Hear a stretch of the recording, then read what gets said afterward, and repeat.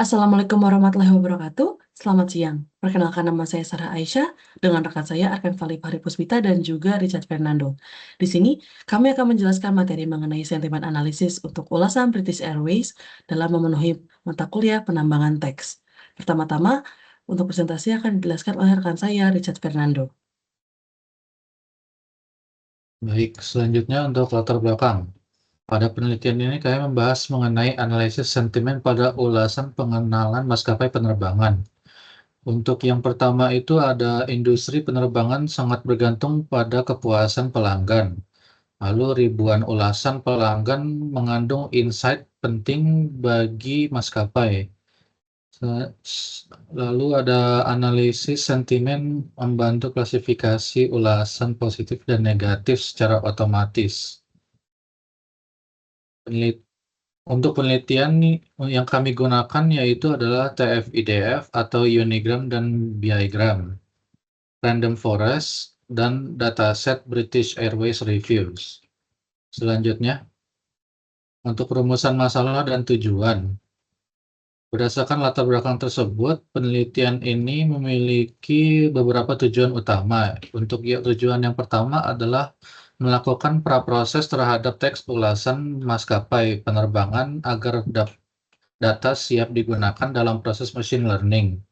Untuk tujuan yang kedua adalah mengubah data teks menjadi representasi numerik menggunakan metode TF-IDF dengan kombinasi Unigram dan Bigram.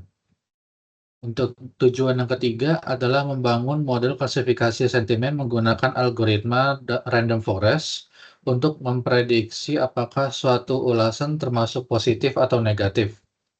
Dan tujuan yang terakhir adalah mengevaluasi performa model menggunakan beberapa metrik evaluasi.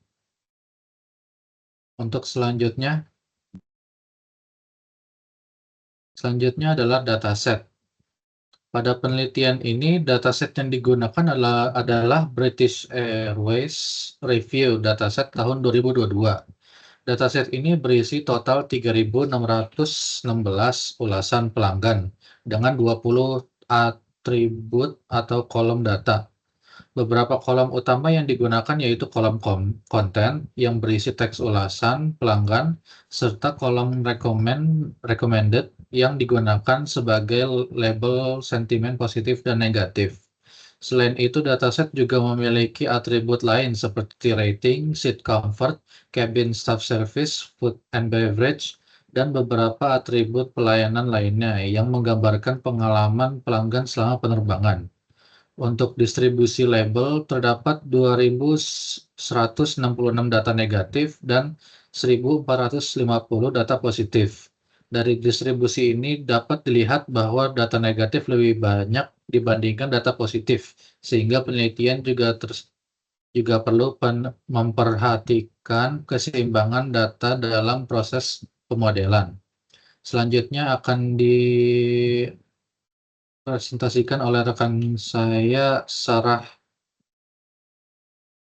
Baik, untuk berikutnya kita akan masuk ke dalam alur metodologi. Di sini untuk tahapan penelitian yang pertama akan dilakukan adalah data collection. Seperti yang kita ketahui, data telah kita dapatkan dan juga didapatkan dari Kaggle. Berikutnya, kita akan melakukan text preprocessing, TF-IDF factorization, model training, evaluation and analysis. Kemudian untuk tools yang dipakai di sini, kita akan memakai Python, NLTK, scikit-learn, Pandas, dan juga Matplotlib. Berikutnya, untuk dataset pre-processing di sini, kita akan melakukan tahap pre-process. Yang pertama untuk data di sini itu kita akan melakukan lower casing, yaitu kita akan mengubah semua hurufnya itu menjadi huruf kecil, kemudian akan melakukan remove URL, angka, dan juga tanda baca, yang berarti itu kita akan menghapus semua link, angka, dan juga tanda-tanda baca yang ada dalam review. Kemudian kita akan melakukan tokenization.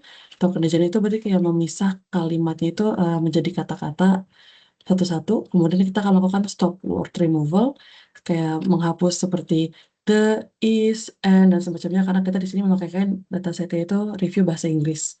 Kemudian kita akan melakukan lemmatization, yaitu mengubah kata ke bentuk dasar, dan juga kita akan melakukan label encoding, yaitu berarti kita akan mengubah label teks menjadi angka. Tujuan di sini itu adalah untuk membersihkan noise dan juga menyiapkan data untuk machine learning yang akan kita buat. Berikutnya, kemudian untuk di TF-IDF, ini kita ada unigram plus bigram dan juga melakukan random forest untuk algoritmanya. Nah, seperti yang bisa dilihat di sini, untuk data train itu kita ada 2.892, dengan data set itu ada sekitar 724. Di sini untuk total fitur TF-IDF itu mencapai 15.000 fitur. Nah, di sini tuh bisa kita dapatin, yang bisa kita dapatkan adalah teks ulasan ini berhasil untuk diubah menjadi ke representasi angka menggunakan TF-IDF, dan juga model itu membaca kata tunggal dan juga pasangan kata yang bisa dibilang bigram.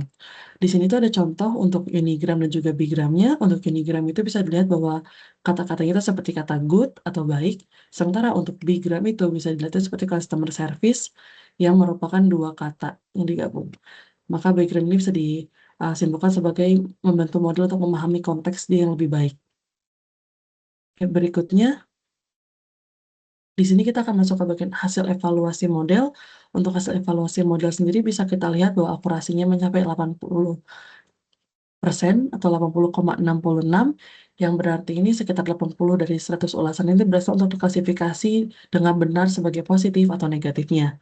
Kemudian di sini juga ada ROC and AOC-nya itu sekitar 0,85, yang berarti itu untuk mengukur kemampuan model membedakan kelas positif dan juga negatifnya. Nah, di sini untuk performa kelas negatif itu bisa dibilang dia itu lebih baik daripada positif. Bisa dilihat di sini dari di F1 score-nya, karena F1 score untuk kelas positif itu hanya sekitar 0,76, sementara untuk negatifnya itu sampai 0,83. Berikutnya itu bisa kita lihat di bagian precision and juga recall-nya itu di sini itu mencapai nilai makro average itu sekitar 0,79 dan juga recall itu 0,80. Yang artinya itu model itu cukup stabil dan juga nggak terlalu bias. Berikutnya,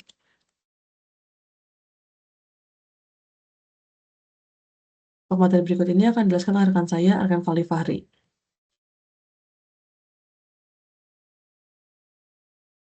Oke, masuk ke bagian terakhir yaitu kita masuk ke insight dan juga error analysis. Oke, untuk yang pertama kita bakal melakukan insight, di mana di sini karena kita menganalisa sentimen positif negatif, berarti kita akan menganalisis dua kata dominan. Yang pertama adalah positif. Di sini kita bikin word cloud dan ditemukan bahwa kata dominan positif sendiri ada tentang seperti good, comfortable, crew, friendly, excellent. Jadi lebih ke fokus di pelayanan dan juga ke nyamanan dalam menggunakan maskapai. Nah, lalu yang kedua, kita akan juga workload untuk dominan negatifnya. Nah, di sini kita dapatkan bahwa dia itu ada di check, return, delay, customer service, hour, dan worse. Di mana ini fokus kepada experience. Jadi pelanggan itu dia mengalami experience yang cukup buruk terkait tentang maskapai itu sendiri, bukan di pelayanannya. Nah, dan terakhir kita akan cek nih apa saja yang kira-kira menyebabkan error itu sendiri.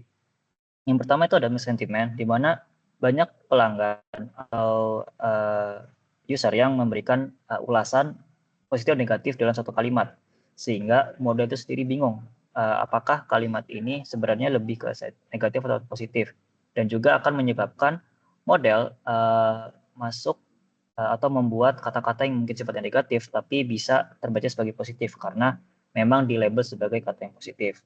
Lalu juga ada sarkasme dan juga konteks ambigu. Karena kita sendiri TF-IDF dan juga random forest, jadi kita tidak menggunakan transformer atau model yang menggunakan konteks, sehingga mereka tidak mengerti maksud dari kata sarkasme dan juga kata-kata sifatnya ambigu.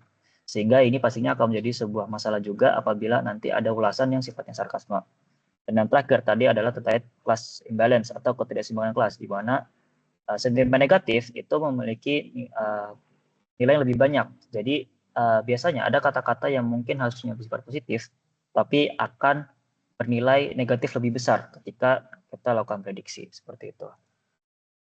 Nah, terakhir adalah kita masuk ke kesimpulan. Jadi untuk kesimpulannya sendiri adalah model TF-IDF dicampur dengan random forest dengan tadi kita menggunakan unigram dan juga bigram, itu sudah memberikan performa yang cukup baik untuk kelas sentiment analysis, di mana model itu mencapai akurasi sekitar 80%, dan bisa naik turun sekitar 1-2% karena pastinya ketika di train akan bisa menghasilkan nilai yang berbeda-beda juga. Jadi kita berikan threshold sekitar 1-2% untuk modelnya itu sendiri.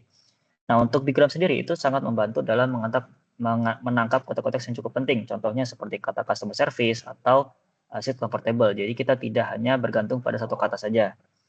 Lalu juga kita memiliki konteks informasi di mana kita mendapatkan faktor utama untuk kepuasan itu sendiri ada di pada kenyamanan dan juga pelayanan kru. Lalu juga untuk ketidakpuasan itu fokus pada di delay dan juga cancel ataupun pelayanan yang buruk pada customer. Oke, kita masuk ke demo Streamlit. Sebelum masuk ke demo Streamlit, ini adalah contoh dari codingan di mana nanti ini adalah dasar dari kita lakukan Streamlit-nya. Jadi model akan dibentuk dalam notebook, lalu di sini kita lakukan seperti nilai mitisasi. Jadi kita akan mengubah kata won't menjadi will not sebagai kata dasar dan seterusnya. Lalu nanti di sini contohnya adalah kita mendapatkan hasil model itu ya di sekitar 81,8%. Jadi ini untuk tren yang kali ini juga akan berbeda hasilnya. Tapi pastinya hanya di sekitar 80 sampai 81 atau 82%. Nah, dari hasil notebook ini kita mendapatkan model untuk kita implementasikan pada media Streamlit kita sendiri. Nah, untuk media Streamlit sendiri itu di sini kami membuat sebuah Streamlit untuk melakukan text sentiment analysis, di mana di sini kita langsung mengetrain model dari dataset Allen Review. Di sini terdapat nilai 81,5%. Di sini disediakan juga random example untuk positif, negatif, dan juga mix. Di sini coba kita pakai mix. Nah, untuk mix sendiri pastinya akan untuk confidence level itu di sekitar 50 sampai 40%. Karena di dalam satu kalimat ini ada kata yang dia menggambarkan negatif dan juga positif. Jadi model pastinya akan mengambil aman untuk mengambil nilai tengah. Nah, nilai confidence sendiri diambil dari nilai probabilitas mana yang paling besar. Di sini contohnya adalah yes, sekitar 55%. Berarti confidence-nya sendiri adalah 55% untuk recommended.